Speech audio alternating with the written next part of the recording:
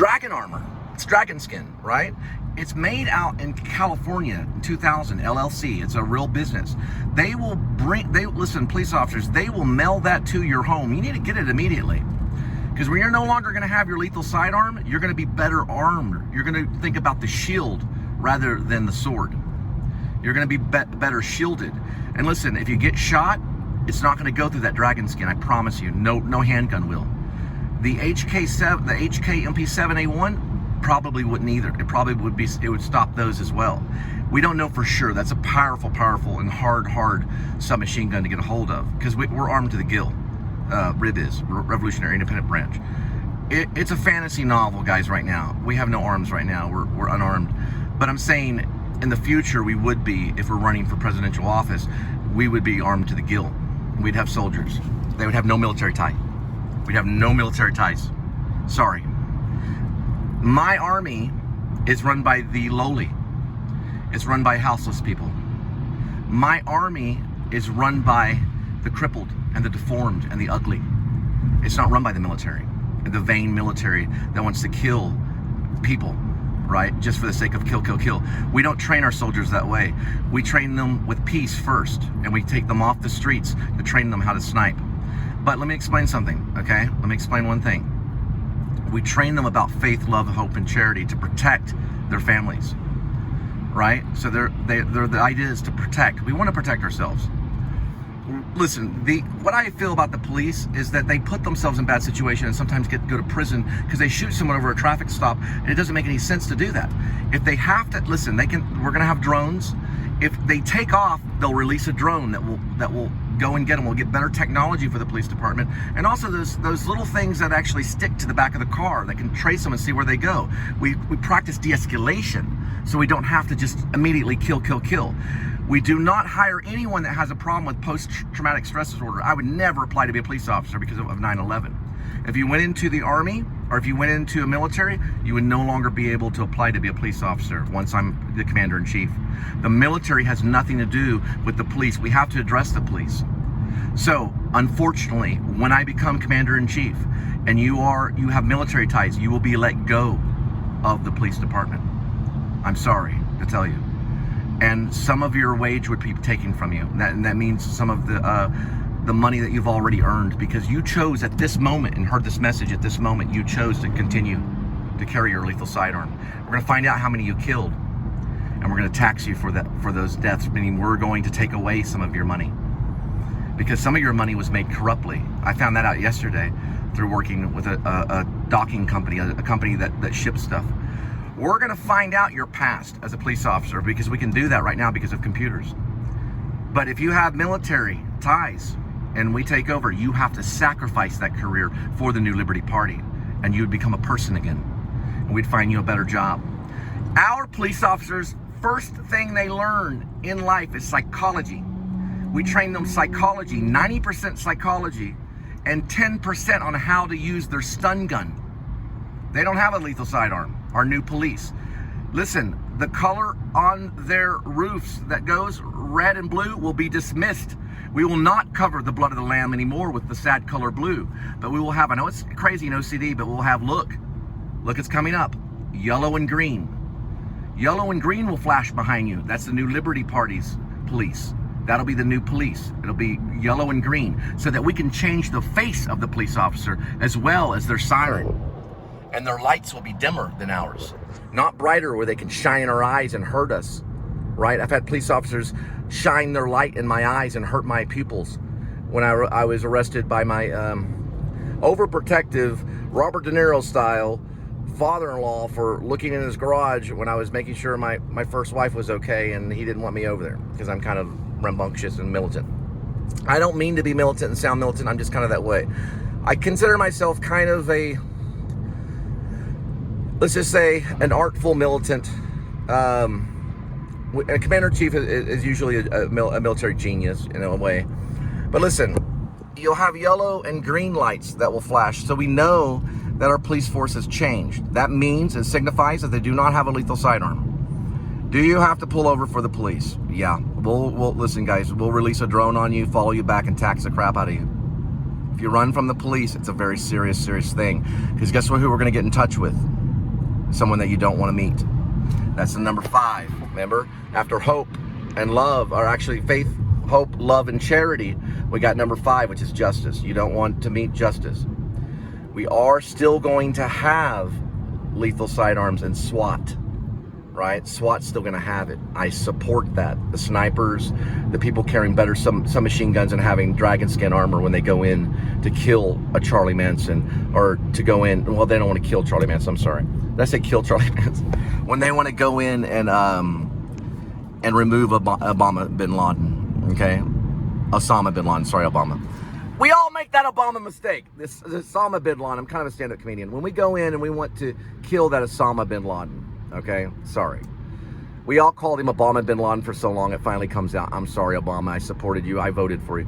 I always tell people I voted for you because I thought you had a good campaign and hope. I think we're going to go beyond hope, Obama, and get to charity. We need to get to that charity.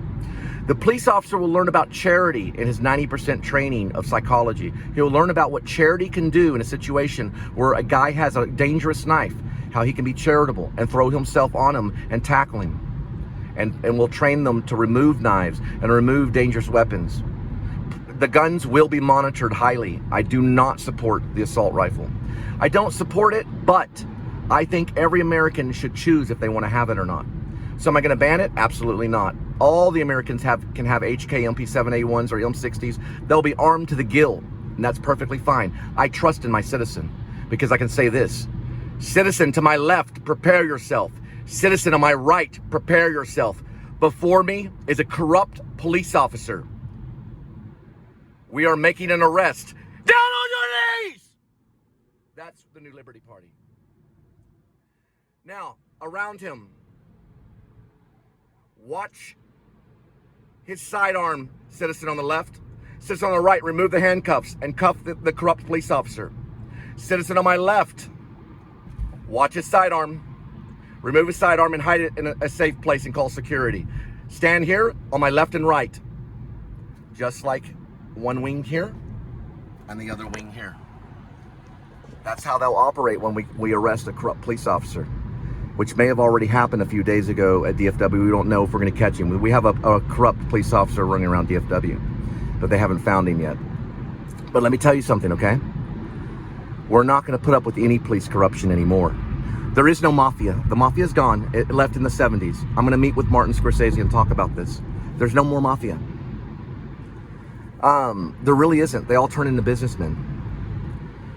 Crime is an imagination. Crime is an illusion. Listen, sickness is an illusion. How many people really did believe in COVID? I never met anyone that got COVID. I got the flu a couple of times, but how many did you ever meet that was in COVID? That really had COVID? You had to believe in it. You have to buy the sickness. That's what Eddie Baker Mary taught us. And I think that Robert Kennedy guy, the Kennedy that's there, I think he's on the right track about what they're doing with trying to, what is it that Tom Cruise is against? Tom Cruise is against it too. It's the vaccines that are causing, what's it cause? It causes child development, not child development, the opposite of child development. The polio vaccine is important. There are vaccines that are important, but there's a vaccine that is proven to cause learning development. We need to be careful with what we're injecting our children with, and we need to be careful about what we buy into. There's no COVID. There's no COVID. It's an imagination. There's no crime. There's no crime. It's your imagination. Look, there's no crime anywhere, especially where I'm going. I'm going to a fort. It's called Fort Worth. There's no crime anywhere. I've never seen it anywhere. Everybody is okay, okay? It's time for us to grow up and put away our childish things. The gun is a childish thing. It kills people. It's childish to kill people. It's not grown up. We are taught to sacrifice ourselves for our brother. You know, I'm going to tell you one last story, and then we'll wrap it up. It's about some children. And it's about the Amish. You know how I always talk about Thom Noble, who won an Oscar for the movie Witness. And I met his gal, Diane Salinger. She trained me to be a method actor and film actor and stuff. Witness is important. It's about the Amish. But listen, there was this Amish community that was invaded by a sicko that raped the children in front of the school teacher and killed murdered the kids. The teacher was able to get away, climb up a telephone pole, because they don't use telephones. They don't use these things. They don't have to. They don't have to do what the English do. And to climb up the telephone pole and make that phone call to the authorities. I still call the police the authorities, okay? I'm not crazy. I know that they're authorities. But the corrupt ones need to learn. You got to watch Witness. Watch Witness. It's Harrison Ford. It'll make Harrison Ford its day if you go watch Witness. It's one of his best movies. It talks about the Amish. Now, she made the phone call because she was a witness to this murder. Before they could apprehend the man, he had already killed himself. Now, what did the Amish do? They went to the man's wife to tell the man's wife that they forgave him for the murders. You're supposed to do that as a Christian. Even though it's murder, you forgive, right? Was Paul a murderer? Yes, Saul was a murderer. He became Paul. He martyred Christians, and he became the writer of the New Testament. He wrote all the epistles. Apostle Paul did. He was the apostle, but he was once a murderer. So, what did they do? They went to the neighbor, which was one of their neighbors, and they said, listen, we know you're not Amish. We know that there's murder that happened, and we forgive what your husband did to our children and to himself. We have to let this know, and we have to let you know. And it made national news because they did what God told them to do. I forgive you that if you wronged me. I've been arrested a few times. I've been in back of the police car more than I would want to be because of a lot of different mixed up things, you know. And I never once appreciated it. It's harsh. It's hard. It's a hard life. But I know that it hurts them to have to do that to people. But listen, in the training that the police academy are going to have, they're going to be required to read that story about the Amish. They're going to be required to watch Witness, which is Harrison Ford. It's going to be part of the program. And they're going to be required to be forgiving. They're going to stand before the class if anything goes wrong in their class. And they're going to do what I learned in first grade. Whenever the teacher was displaying, I learned forgiveness in first grade. When the teacher put on this Elvis record, it was a Christmas Elvis record, and it was one of the kids. There was a blonde kid, and it was one of the kids there in the classroom, first grade. This is before I got to play David and David Goliath in first grade. It was my first acting role. It was playing David and David Goliath. That's why I have this thing, right? This was what I wore during COVID to let everybody know that I was on the same page they were, even though I don't believe in sickness. But here's the thing, okay? The teacher played the music, and I said, you know what? I think we have this album, and I got it mixed up with probably Kenny Rogers or something. My dad had some Kenny Rogers album. He liked Six Pack, that movie, and stuff like that. So the guy that had the Elvis album said, no, you didn't. You're a liar. And boom, the teacher stopped the class. Everyone sit still, she said. Cole, come up to the classroom in the front. And I think the young kid's name, I don't remember his name, but he said, you come up to the classroom. In the front of the classroom. Now, I want everybody to watch. This is what I'm teaching today. I went to Glenview Baptist, it was a school. I want you to tell Cole that you're sorry that you called him a liar. And she pointed at me. You called Cole a liar. And I want you to say that you're sorry now. And she wasn't nice. He began to cry. Real tears. He felt bad. He cried.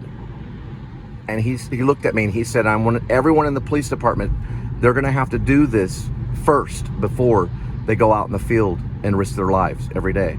Because they can be angels or they can be fallen angels. He cried. We were only in first grade. And he said, I'm sorry for calling you a liar.